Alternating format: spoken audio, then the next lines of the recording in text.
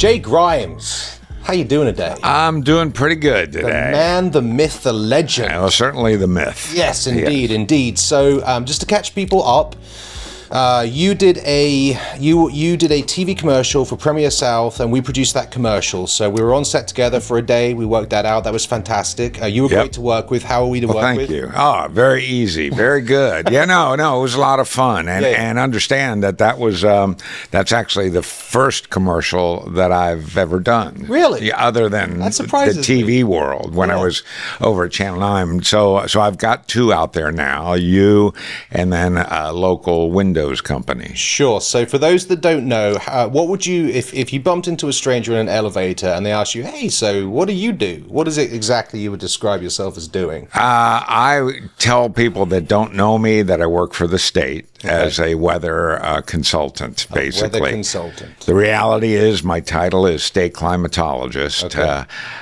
This is my second go-around as state climatologist, and a lot of people out there know that there was a run of almost 30 years where I was at Channel 9. That's where I know you from. Okay, so that's where most people recognize me from, and so I left Channel 9 last summer, August of 24, but went to work the very next day for the state as a state climatologist. Now, this is my second go-around as state climatologist. The first one was from 91 to 2003, and that was back where I was full-time at LSU. And back then, the state climatologist was an LSU position.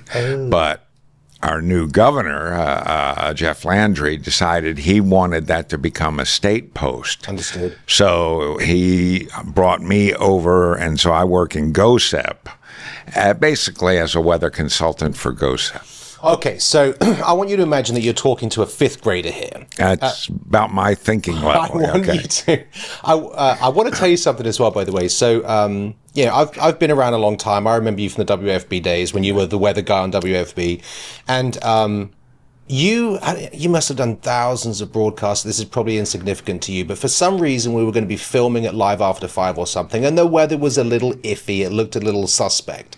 And you came on the news and you did your weather forecast, and you literally said that at about 5:25 there's going to be a light shower that's going to pass through that side of downtown Baton Rouge, but it'll be out in about 10 minutes. It was that specific, and I'm down there thinking whatever, and it happened, man.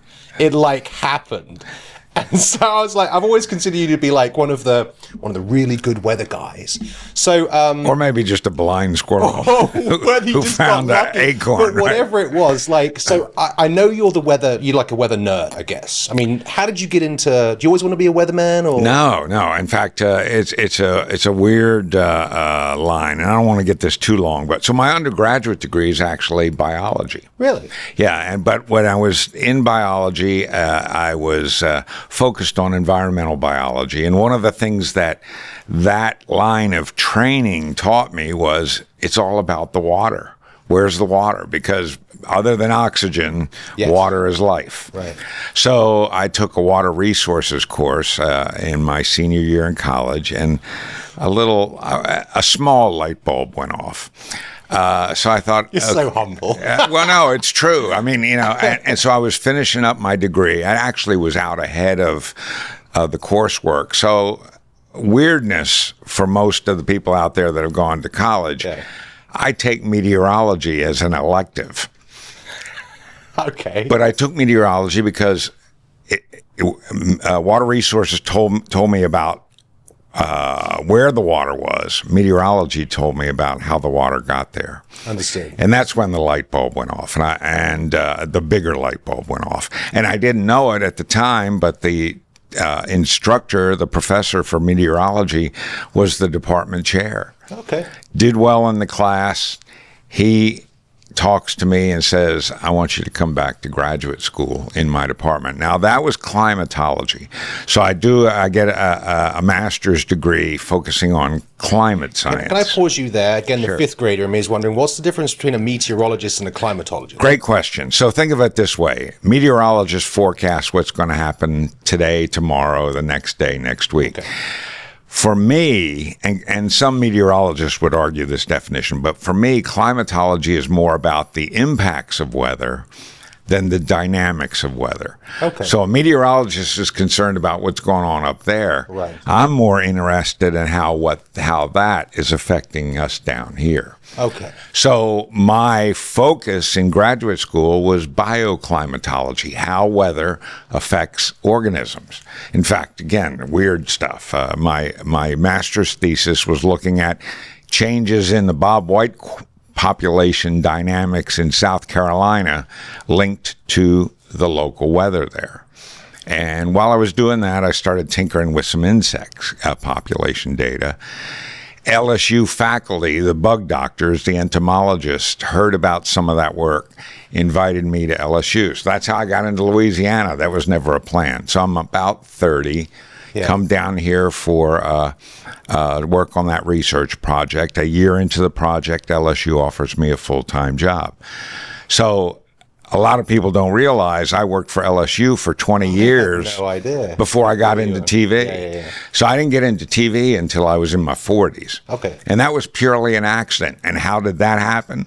Well, the TV folks in town here started interviewing me as the state climatologist about, not things like, is it going to rain tomorrow? More about, why are we in a drought? Or how long is this wet spell going to last? Can you explain it? I guess one thing led to another. They liked the way I did it. And so, yeah, exactly. One thing led to another. I get an offer from one station. Well, believe it or not, one of the competitive stations heard about that.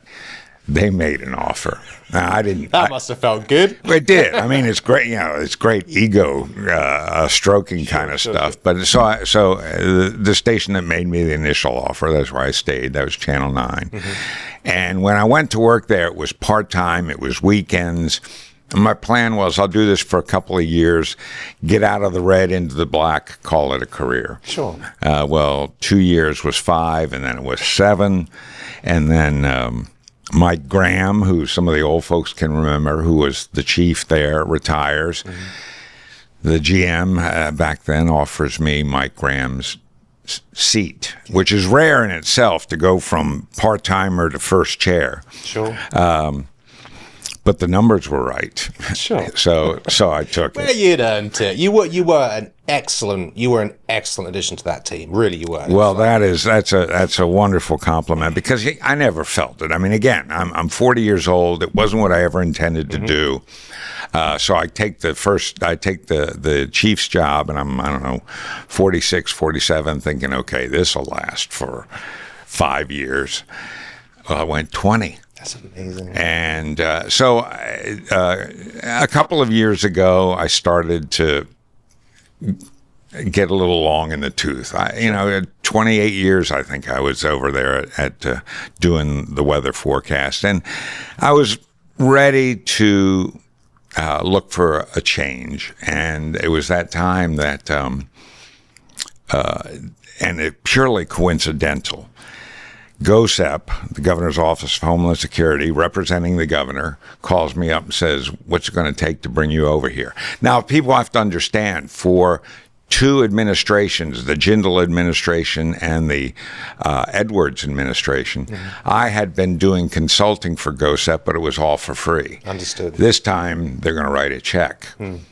And so I said, well, full circle.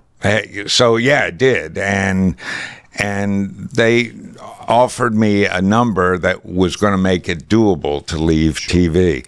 Well, at the same time, coincidentally, I get a call from the provost at LSU, Dr. Haggerty, who they were getting ready to make a change. And I spoke with him for a while, and he brought me over to meet a couple of other administrators there as we sort of defined what the role of the state climatologist should be. Now, this was under the presumption that the state climatologist would still be at LSU. Okay. Well, the governor said no, he's going to be in GOSEP. So what the provost did, he said, well, we'll maintain the office on campus, and you can ride the bridge from one shop to the other. It's a very important position, which brings me on to my next, and thank you for sharing all that, but my next question would be, exactly what does a state climatologist do? Like, what are your responsibilities and what are your goals, objectives? Like, okay, so, and just following on that point, when the chancellor and I, and not chancellor, the provost and I, and a couple of the other administrators sat down, and we came up with a game plan for the state office. So I have a list of objectives. Sure. And the real thing is, and maybe the easiest explanation for the fifth grader and you would be me, is I'm the state's weather librarian. My objective is to develop a database where if you want to know what happened on your birthday, you can look it up.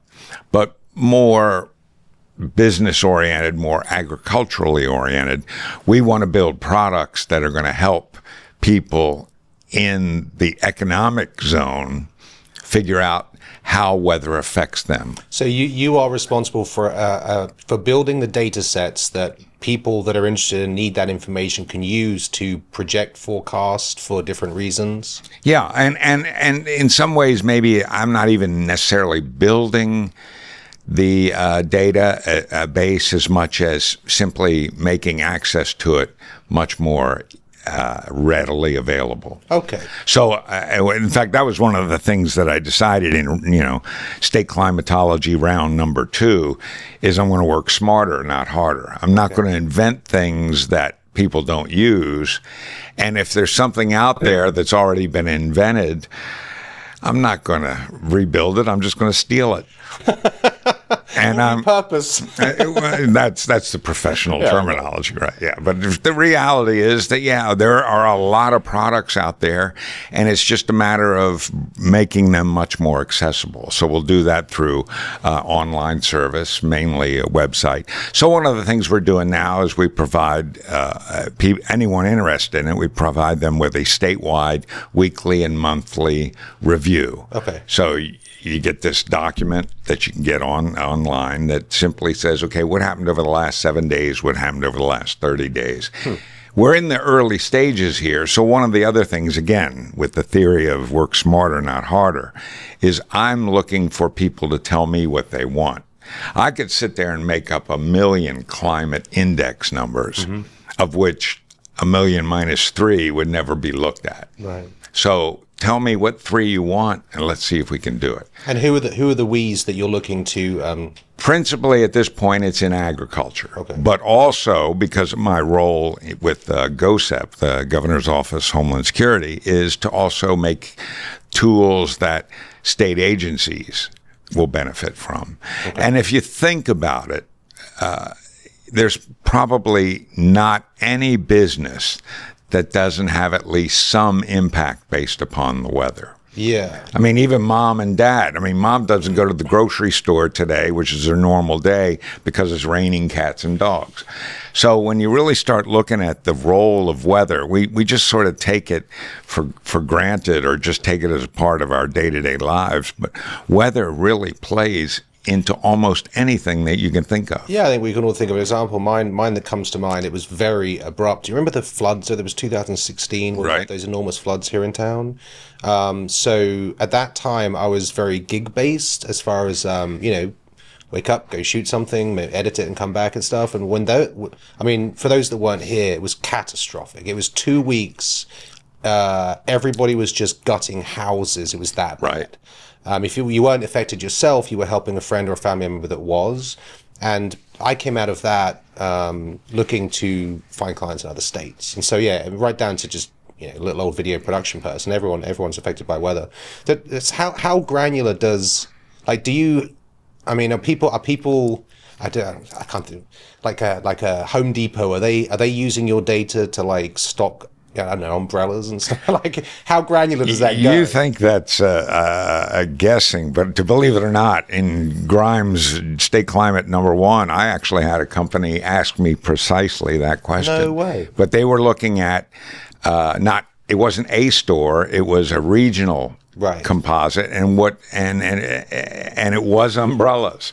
And really what they were doing was they wanted to know, was this going to be a wet winter spring?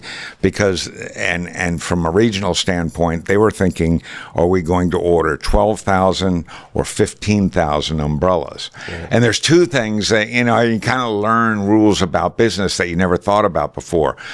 Well, if the 12,000 and 15,000 are going to cost roughly the same amount, why wouldn't you get the 15? Mm-hmm. And the answer to that is because storage costs money. Yeah. So if you over order, you're stuck with product that you've got to take care of. So that makes sense. What about the from the value? I mean, I can appreciate the effect that weather has on everybody. I can appreciate the state's interest in organizing that data for research purposes and projections and that kind of stuff, but I'm a little ignorant because I'm not sure of the scope of that preparedness. So what does a state like Louisiana, how do they pivot their preparations year by year based on work that you do and okay. that kind of thing? And that's where I kind of can end up changing my hat again and take off my climate hat and put on my weather hat. And okay. So one of the things that I am a weather supplemental information source. I mean, let's face it, if we're talking about tropical weather, the number one resource is the National Hurricane Center. Yes. The number two resource is the local National Weather Service offices. But I've been doing this in Louisiana for 30 plus years. You have a perspective and what is it? The guy on Taken says, I have a very specific set of skills. Exactly. and a lot of it is, I may not have the science background of Bob Smith, who works at the National Weather Service office in Slidell. Yeah. But Bob's been here for 2 years. I've been here for 30. Sure. So there are aspects of impact, for example, that I either know or think about that a weather service person might not think about. The other thing is I'm right there embedded in the core. Yeah. So, and there is a sense of history and familiarity that makes me, I guess. I was going to say, do you do any like outreach? I know back in the day you would you do like educational stuff. Do you still do any of that? I do as much as I can. Because could be perfectly honest. Yeah, I haven't had many calls for schools. Granddad's getting a little long. They want the younger people for the schools. But I still do presentations. In fact, I still teach. As a matter of fact, a week and a half ago, I was teaching a FEMA course that gets emergency managers qualified in their professional arena. Yeah. And GOSEP also now has what we call GOSEP Academy, and I'll be teaching a course in Lafayette in 2 weeks from now. I didn't know that. That's cool. So, yeah. So, the job is far more varied than what I was doing in television. Nice. And the other advantage is I'm home in the evenings. First time in 30 years. That feels pretty good. Yeah, absolutely. So just a thought that came into my head. What is, when you're as immersed as you are in your craft, in your case, weather and climatology and biology and all that stuff, like what's the coolest fact or the weirdest thing that you learn? You're like, that's crazy. About weather or cloud formation or systems? You got me. Well, one of the things is I do try every day to leave the office having learned one thing. Now, I might not remember it into tomorrow, especially at my age, but I do try and pick up some things. So, catch me cold here. I'm sure I'm going to walk out of the building and I'm going to have what about? I think... Yeah, you mentioned 2016, and 2016 was, from a climate and meteorological standpoint, truly was a hallelujah moment until you get to the human impact. But the biggest thing I remember with that particular storm was getting a call from someone in a local neighborhood in Baton Rouge saying that the water was up in their yard. And I remember thinking, that's not possible. And the next day, their entire neighborhood was flooded out. And you think, well, how could that possibly possibly have occurred? And you realize then that when we talk about these almost no chance of happening, almost is a critical word. So you said a hallelujah moment. What made it a hallelujah moment? Realizing that the impossible does happen in meteorology. I mean, the water was so intense in such a short period of time that rivers were running backwards, weren't they? Oh, yeah, yeah. I mean, think about it. There was so much water. Yeah. It was the equivalent of like 3 weeks worth of the Mississippi River flow. Yeah. I mean, you know, Out the sky. it's not something you can truly envision. And then the other thing that a lot of people in Baton Rouge don't realize is that there were actually 2 monster bullseyes, one over the capital city and virtually the same thing over Lafayette. I didn't know that. Because why? Because we were all focused on what was happening in our own neighborhood. Right. And the same is true when you go over to Acadiana. Those people over there don't realize that the same thing had happened in Baton Rouge because they were focused on their neighborhood. So then the question is, well, why did Baton Rouge get all the attention? Well, because the population is twice, 3 times what it is in Acadiana. Sure. So a couple of other silly questions that are just on my mind. So when they say there's a 30% chance of rain, what does that mean? All right. It means that there's at least some chance that the weatherman's covering is... Or technically what it means is there's a 100% chance it's going to rain somewhere. Yeah. But only 30% of the forecast area will get measurable rainfall. Okay. So in the summer, it's tough because our summer rainfall is hit and miss, right? Yeah. In the winter, our rain tends to be more clustered. So you can have a situation where east side of town gets soaked and the west side of town gets very little or nothing. Okay, so second question is, what exactly is an almanac? Does it have anything to do with what you do? And do people still use them? Farmer's Almanac, people still look at it. What's the purpose of it? It provides seasonal forecasts. Okay. It also provides some great recipes. But most people look at the Farmer's Almanac. When they think Farmer's Almanac, they think long-range forecast. Okay. I don't allow one in my office. Understood. I appreciate you letting me know. So final question that I had prepared in my head anyway was, here we are, we're coming up on November, Halloween, October, November. 2026 is around the corner. What's the outlook for, let's go for agriculture, like climate-wise in 2026? Do you have any information or insight into that? I mean, I can always throw stuff out there, but it really is tossing it out. What we do think is that we've been in this trend of warmer than average years. That will return. So the real question in agriculture is, and always is, what's the rainfall going to do? And that's always the tougher forecast. So to be honest with you, I don't have a forecast for rainfall yet for 2026. You got to think about a couple of things here when we talk about agriculture. Number one, Louisiana is the wettest state in the lower 48. We get more rain than any place, which is why, what do you think our number one ag crop is? Sugarcane. Wrong. Rice. Wrong. Water. Trees. Really? Absolutely. Oh yeah, up in Pineville, that whole center of the state is basically everything north of Baton Rouge suddenly becomes forested. It's also weird to so we do some work with Department of Ag and Forestry, filming and storytelling stuff, and I remember the moment it occurred to me that those pine trees are basically sugarcane stems. It's a crop. Just like sugarcane or rice is. But the lifespan of that crop is like 10, 15 years. Right. But yeah, right. It's a weird way to think of it, but yeah. So the reason I brought that up is because when it comes to lumber and timber, one dry year is not a crippler. It's 3 or 4 dry years that are a problem there. Whereas when you get to sugarcane and more so with rice, if you go over and you cross the Atchafalaya Basin, you get on the other side, what does it look like out there in all those rice fields? Flat. And water everywhere, right? So for them, if they don't get the rain, they pump it out of the ground. Okay. So their water deficit costs them money if they have to turn the pumps on, but they can still get the moisture they need for their rice.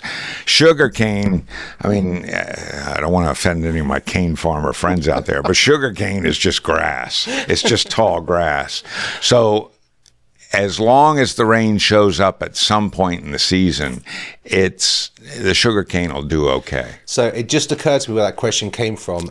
It was something about, it seems so long ago now, but we had that massive snow event earlier this year. That was this year, wasn't it? The article was, are we going to have snow again? And honestly, are we going to have snow again? The answer to me is highly unlikely. And another event like that, no chance. Indeed, indeed. My wife will be pleased to know that. Well, listen, I so appreciate your time. Every time I meet you, I learn something new, and it's see, I've done my deed for the day. Well, then you certainly have, and I appreciate all you've done for this community over the years, and I look forward to seeing how you close it out. All right. Well, maybe a couple more years, and then I'm going to get in the rocking chair and just look west. I appreciate it very much. You bet. All right, take care, buddy. Take care now.